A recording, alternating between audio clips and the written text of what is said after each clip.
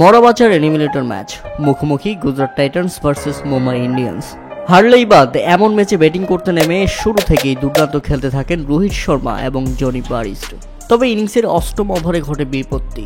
সাই কিশোরের করা ডেলিভারিটি reverse sweep খেলেন জনি বারিস্টো, আর সেখানেই বিপদ হয়ে যায় তার। গুজরাটের পয়েন্টে থাকা ফিল্ডার শুরুতে ক্যাচ মিস করে ফেলে, তবে তার হাতে লেগে বল কাকতালীয়ভাবে সেখানে থাকা আরেক ফিল্ডার জেরার্ড কুয়েটজি তার হাতে চলে যায় এবং তিনি সেই ক্যাচটা লুফে নেন, যে কারণে আউট হতে হয় জনি বারিস্টোকে। রীতিমতো হতাশ হয়ে তাকিয়েছিলেন তিনি, কেননা আপনারা যদি রিপ্লাই দেখেন তাহলে দেখতে পাবেন পয়েন্টে থাকা সেই ফিল্ডার ক্যাচ ধরার জন্য দারুণ একটা ড্রাইভ দিলেও তার হাত থেকে বল ফসকে যায় এবং ফসকে গিয়ে বলটি মাটিতে না পড়ে উপরে উঠে যায়, যে কারণে সেখানে থাকা আরেক ফিল্ডার দক্ষিণ আফ্রিকার বোলার জেরার্ড কুয়েটজি সেই বলটাকে লুফে নেন। আর এতে ব্যাপকভাবে হতাশ হয়ে পড়েন জনি বারিস্টো, কেননা তার সঙ্গেই এমনটা হলো কেন। 22 বলে 47 রানে শেষ হয় তার ইনিংস। 84 রানের মধ্যে মুম্বাই ইন্ডিয়ান্স হারায় তাদের প্রথম উইকেট।